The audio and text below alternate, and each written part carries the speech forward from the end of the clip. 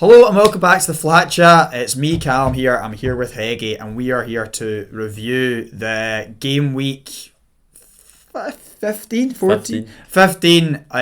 Premier League games. Of course, we have already done a match review on the Arsenal game. They won 1-0 away to Chelsea at Stamford Bridge. So go check that out. We did put that up yesterday. This is obviously coming out on the Monday though. We'll be talking about that in depth. It's a good watch and it was a great result. So head over there if you haven't seen it already. But of course we are going to now review the other 9 games that have been played this weekend. A very good weekend for Premier League. The most goals in a Premier League weekend this season, which is good to see. Goals galore. Yep. Other than that, we may as well head on into the first game, which is a thriller and just shows you that it has been a really good weekend. And it's a 4-3 win for Leeds against Bournemouth, Aaron's team. Yep. What did you make of this big result for Leeds? Well, it was a great comeback because they were 3-1 down. They were, Bournemouth on a wee bit of a rut there now as well. Mm-hmm. That's 4 games in a row now they've lost. They've lost them all? Yeah. Alright. Leeds, 2 games in a row they've won. Maybe starting to pick up a bit of form at the right time. Yeah. Started the season well, then had that dodgy period in the middle, but they're starting to look good again.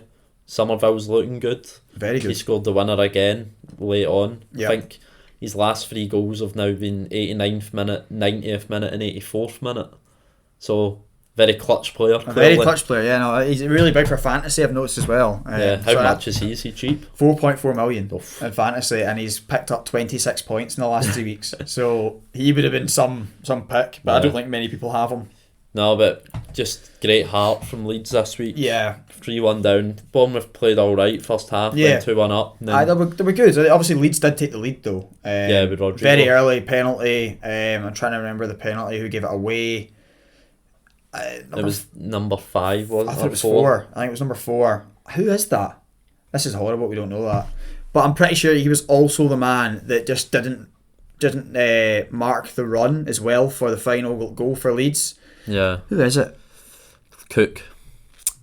Yeah, it was him. He was at fault for the last goal as well. It wasn't a good day for him. But of course, Bournemouth did come back and go 3-1 up. Marcus Tavernier, of course, Brother of James Tav. Yeah, got a goal and assist. Big goal for Billing again. Slammed it into the net. He is so lengthy. Let's put it that way. Like he is just lengthiness. Yeah. And he's decent on the ball as well. But no, Leeds. You've got to talk about how good Leeds were coming back, and that does put them into 12th place in the league. But it's really a strange season though, because it's so congested down there, and the bottom 10 separated by something like 6 points. Well, we said last week, Leeds were in 18th, I think, and we said if they win their next 2 games, they could be top half. It just shows how crazy this season is, and they're already up to 12. I know. Just because fixtures have went their way this week. West Ham lost, Bournemouth lost, Southampton lost, and Everton. Yeah. It's crazy, but we keep forgetting. We feel like it's still the start of the season, but because of how this season's gone, we are 14 games in, 13 for some, which is like a third of the way there. We're past a third, are we not? Yeah. Well, 13's at that point. Yeah. So I mean, mental. But now Leeds, they'll take it. Of course they will. Aaron, he was really excited about it as well. Of course, because I'm going to mention it, but his beloved Celtic won as well, which. Much to Heggie's annoyance here. But anyway, we'll swiftly move on to a team that you do have a little soft spot for though. 2 of them. Man City and Fulham. Yes. And Man City, let's talk about this one. Tell me about this game, please, Heggie. Got out of jail. Yeah. They went 1-0 up with Alvarez. Leno potentially could have done better. Definitely. It was just going how the script was written. And then João Cancelo ripped it up. Got the red card. Deserved in my opinion. A bit too aggressive. Yeah, and I think you explained it to me that he's gone for a shoulder barge, but the way I think is it Harry Wilson? Yeah. Has turned his body. It's almost just a shoulder barge directly into his back. It was actually a really clever touch from Wilson. Yeah. He put it back across Cancelo, which made him have to take him out. I think it's what players are taught to do now. Because it will run the risk of you giving away a penalty if you do that. And it did. It was a penalty, and it was a fair red card. They scored the penalty, Pereira, but you still felt City would go on and win. Yeah. They are that good. They had 10 men. They still dominated most of the ball. They created most of the chances. They thought they got the winner with Haaland, but it was just offside. Narrowly. Well, it wasn't. It was actually about a foot offside. Yeah. But I think it's the angles we get on the TV just makes it look a lot closer than it is. Yeah.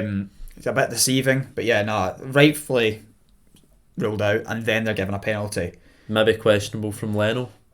The penalty, the save definitely questionable from Leno, but Haaland won't care. No. He said in his interview as well, he doesn't care as long as it goes in. That's the right mentality to have. Is it a penalty?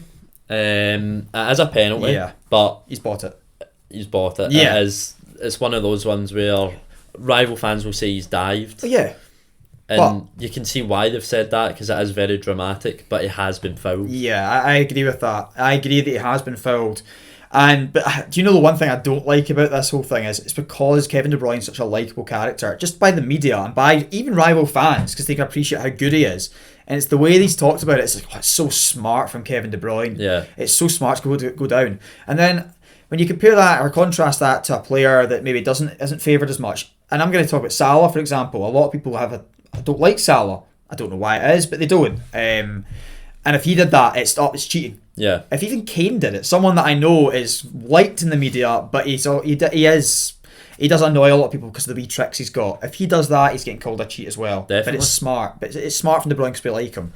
It's just biasness towards certain players. You hate to see it, but you're never going to stop it in football. That is football, isn't it? Yeah. So I can complain all I want. He's got a penalty because it is a penalty. And a rough one for your team because it was potentially drop points in the title race. But it just shows you this is good. This is what it must have felt like for Liverpool when they were competing with this Man City team. They're a different animal. They're ridiculous. This is what City do. Yeah, it is what City do. Because they didn't look. We'll talk quickly before we move on. We'll just say that you said it already. They were looking like the team that had the 11 men for the majority of the game. Yep. Let's be honest. Fulham didn't do anything. They didn't. They're just that good on the ball that it doesn't matter. They've got a man down. It's precisely. They just. Most managers as well would make a sub there and take off an attacker and put a fullback on. Pep just thought, nah, I'll just keep the three defenders and we'll just play the same way, but just with one man less at the back. It's ridiculous, but fair play to them. Yeah. They are just a ridiculous team. We'll move on to an interesting one. It was a 2-2 draw for Forest. Late goal to equalise. It was a scrappy one. Had goal line technology had to come in to play. It was very narrow, wasn't it? Yeah, it was in. It was obviously over the line. Ben Mee was head and hands. He thought he could have got it, but I mean, if he was getting that with his foot, I expect that from a Kyle Walker or something. Someone who's a bit more flexible, not Ben Mee. Even with his acrobatic effort last week. Or a John Stones, as Liverpool fans will know. Oh, exactly that. But no, Brentford obviously, they conceded to a really good goal. Yes, a deflection from Gibbs White. Good goal though. He's got past a few players to get that shot off, and then Brentford obviously get a controversial penalty. But some people say it could be given, some people say it couldn't.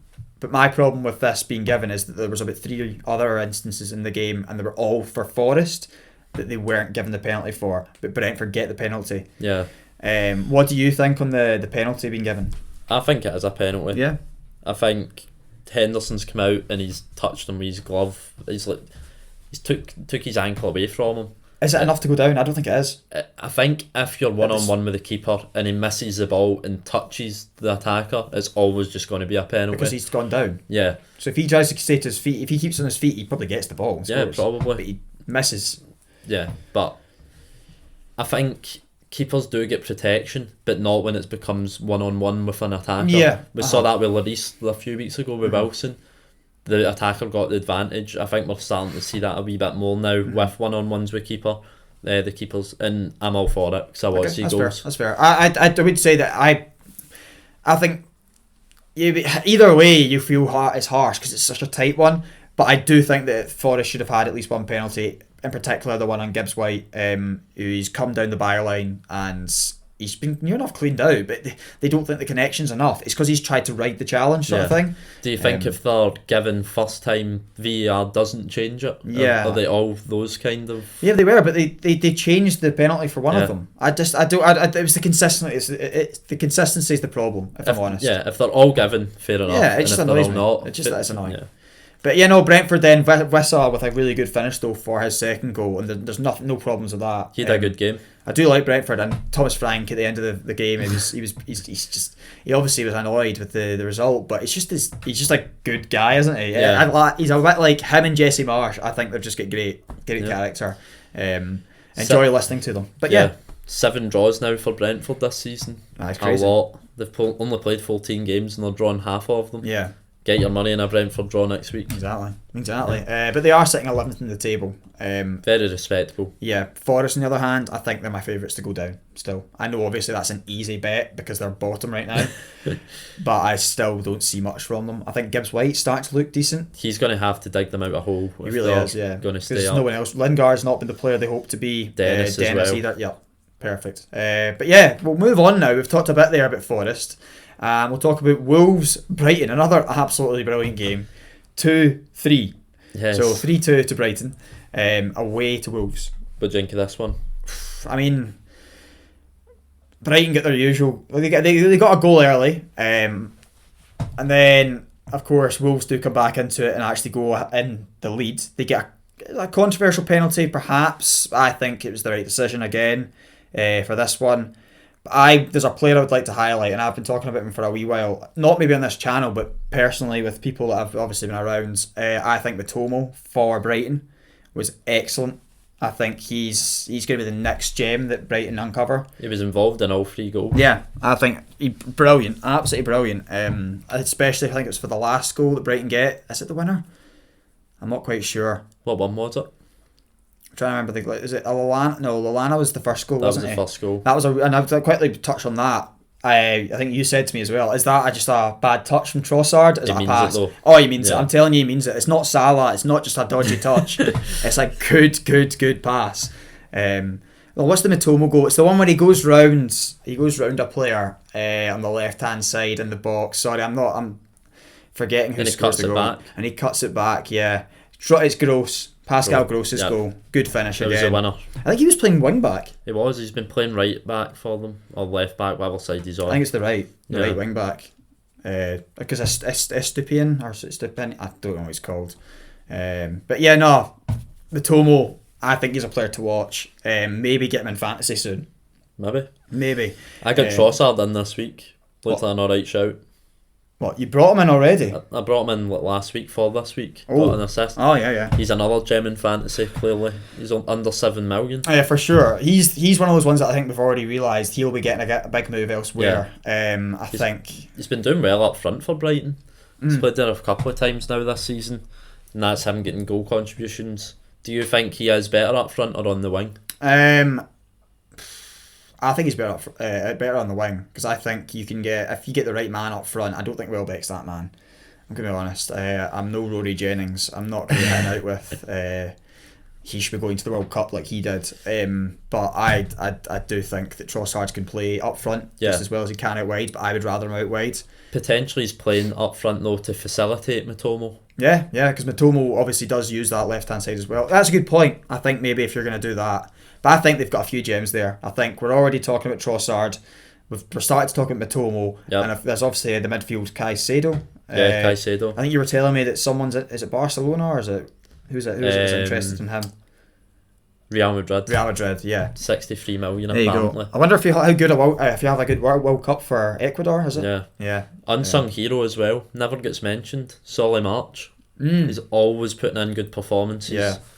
I'm surprised a bigger team hasn't went in for him. I think he's further down the line. Yeah, I know. In the pecking order but for players that people are going to back. Yeah, good point. Very good point. We'll quickly touch on Wolves though.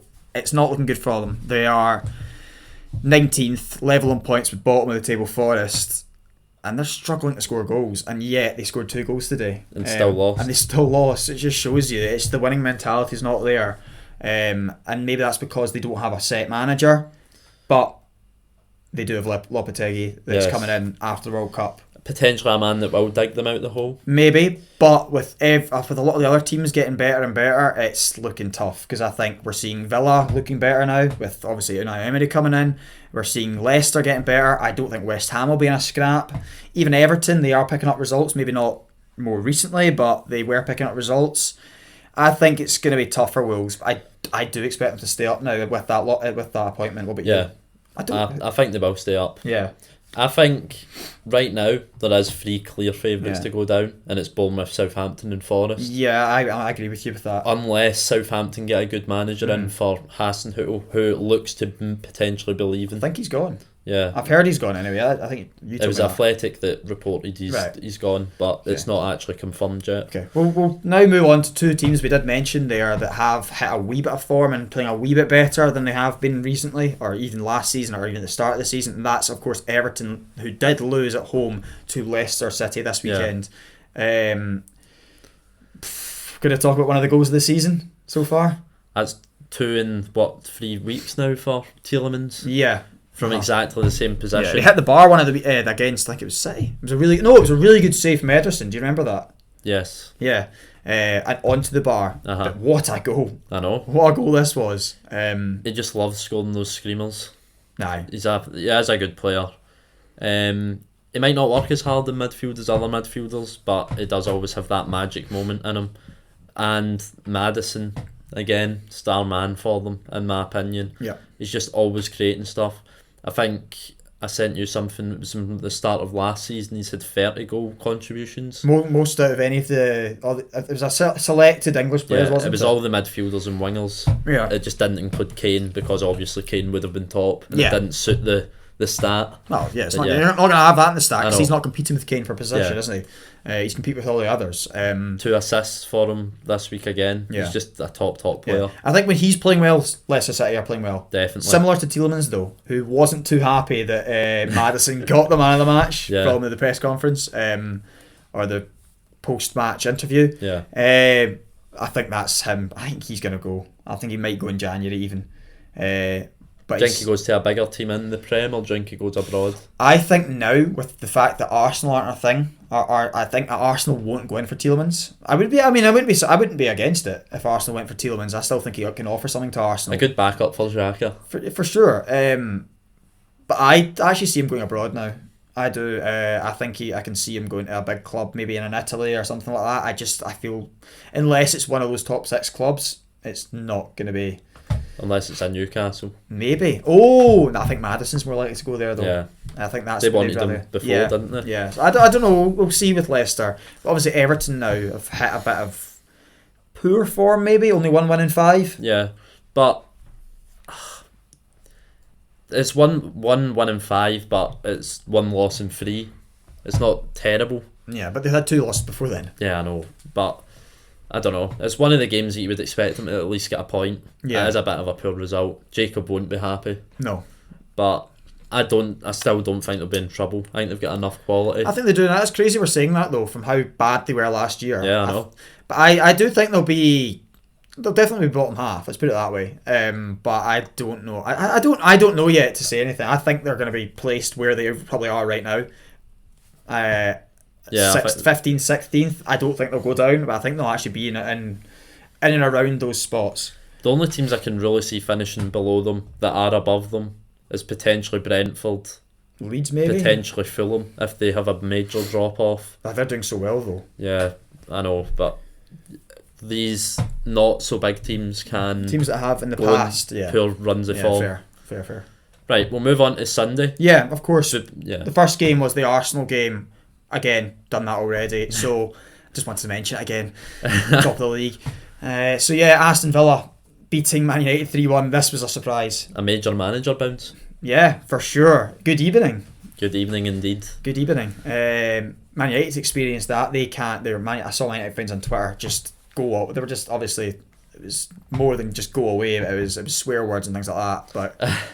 But towards good evening, of course, because I think he beat them in the Europa League final. Europa League final as well, and he's got their number, hasn't he? Yeah, it was an electric start from Villa. Yeah, it was. Bailey, the main man. Yep. Great finish.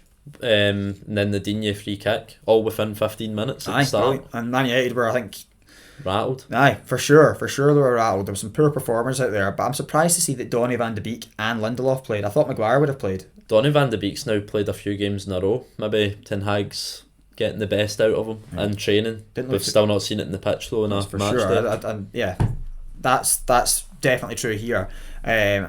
But then, of course, Man United did get a goal back. Deflection, nothing really other than that you can say about it. I don't know if it gets given as Shaw's goal at all. I don't know if it was on target. I don't think it was, but... and then another goal for Villa. Ramsey, yeah, he got an assist, I'm sure, as well, did he not? Or was it 2 assists? I think it was 2 assists. 2 assists and a goal. It was 2 in fantasy, but those are sometimes a bit skewed. Aye. Fair play, great finish again. A bit like I thought Billings' goal for Bournemouth as well yesterday. Cultured top corner. Yeah, brilliant goal. And yeah, Villa very happy with that manager bounce, and that does lift them into 13th place in the table. Yep. But yeah, for Man United, they've been all right recently. Definitely better than we saw right at the start of the season. But I think there has been a few shouts for this, and it is that why has Ronaldo come back in and started for them? Because that's where the form has started to dip a wee bit. Yeah. It's not the work it's the work he doesn't give, sort of thing. Especially when Rashford's that one up front. Yeah. Because he is a hard worker. He's a hard worker. Might not be as good at putting the ball in the back of the net, but he was great with his header the other week. Yeah. For Man United, I think that's a big talking point. Ronaldo, he's way off the boil. But at the age he's at, I don't really know what to say about other than that about him. He must be really, really busting a gut in training to be getting into this starting 11 for the World Cup. Yeah. He wants match time, I think. He does, yeah. He needs it big time. Yeah. He needs it, and he wants to have a big World Cup. And with what I'm seeing right now with him, I don't think that's going to be the case. I'm getting a wee bit concerned about Portugal. I think how he's playing. Yeah, I think Portugal need him to have a big World Cup as well, because they've not got Jota. João Felix hasn't been too hot either this season. It is really just Ronaldo and Felix that they've got up front now. But Garnacho has been playing. He's not been unbelievable either. He's been alright for a young player. He's doing alright. He's doing what you expect from a young player with potential. Yeah. I think that's all you can really say about that. Man United just a bad day at the office, really, and they were caught by a good evening. Yeah. The worst time to play Villa. Definitely, for sure. It's unfortunate for United, but you can't really complain here. Villa were the better team. Yeah. So we'll move on now to Southampton, who we do believe have lost their manager, or we've already mentioned. Hasenhüttl's team, maybe his last game, they lost 4-1 at home to Newcastle. High-flying Newcastle up into third. Yep. With 27 points. The most informed team in the league now. They are, yeah, for sure. I mean, are they? Yeah, they've won the last four. Last four, yeah. They're looking really good. Good performance. Almiron scoring again. Wow. A spawny wee goal. Definitely. I don't know what. Maitland-Niles just giving him it. Just falling over and let him just put the ball in the back of the net. Yeah. Good goal from Wood. Great goal on the turn. I can't. The third goal. Willock. Now this one, you want to talk about your main man. Who plays the ball through? Trippier. Unbelievable ball. I didn't captain him this week. Captained Haaland. But you know what? I might just captain Trippier every week. He's just an absolute joy. He gets an assist and a clean sheet every week. He does, yeah. Yeah. But no, unbelievable tackle to begin with, and then the pass is inch perfect. He has to start for England. He will. He will. There's no doubt in my mind that he starts for England, and it will be in the right back position. He's not going to get moved out to facilitate for others, because he is the most informed right back. Yeah. Potentially in the Premier League, potentially in the world right now, isn't he? 100%. That may be over-exaggerating there, but with what we're seeing, it genuinely is. He's just that good now. Yeah. And I think you said as well, Southgate was at this game. He was at this game, and unfortunately Callum Wilson, who I think he was there to watch as well. Pope, of course, is another one. Maybe Willock, obviously Trippier, but Wilson came off unwell at half time, so that's a wee shame for him. Hopefully that doesn't, affect his chances of going to the World Cup. Well, it might be boosted with his chances with other events happening in the league this week. True. Which will not mention any more than that. We don't know what's going on with whatever you're talking about. Brentford striker. Yeah, the Brentford striker, of course. But no, Newcastle, very happy with that. Bruno Gomes, his usual goal from outside the box, bounces before the keeper as well. Pinpoint, don't know how he does it. Great player. And Southampton just struggling. Yeah. Struggling, and probably rightfully so. Hasenhüttl may be going here. Yeah, and they'll need to get a new manager in. And do you see them getting a manager in such as the quality of the other teams that are getting managers in now, like Lopetegui, Unai Emery? No. No. I don't see who they can get in. Who are they going to get in? Exactly. But they've got a whole... To be fair to them, if you want to get rid of your manager, it's the time to do it. Yeah. Because you've got a whole month or so to true. bring a manager in, get him settled with your players, but they've got to make sure they make the right appointment. And I don't personally see that happening. And I think we might be seeing Southampton in the Championship next season. Yeah. That's the first time I'm going to say that for this season. But yeah, we'll move on now to the second last game that we're going to discuss today, and that is going to be West Ham's loss at home to Palace 2-1. Heggie, take us away. I think we all had a West Ham win, didn't we? Or a draw at least. I had a draw. I had a 2-2, a 1-1 or a 2-2. I had a 2-2 actually in this one. Yeah. And I nearly got it with the Antonio penalty not given. Right decision though. We'll agree. Yeah. That was very soft. That was one that they gave and then took away. Yeah, was it Paul Tierney? Yeah. That rat. That rat. Your favourite ref in the whole league. He's a horrible little man as we smile. Baldy rat. He really is. But no, West Ham take the lead. Ben Rama getting, of course, a goal. He's having some few weeks as well. He's playing well, but it didn't matter really because they didn't win the game. It was a great strike though. Again, Palace.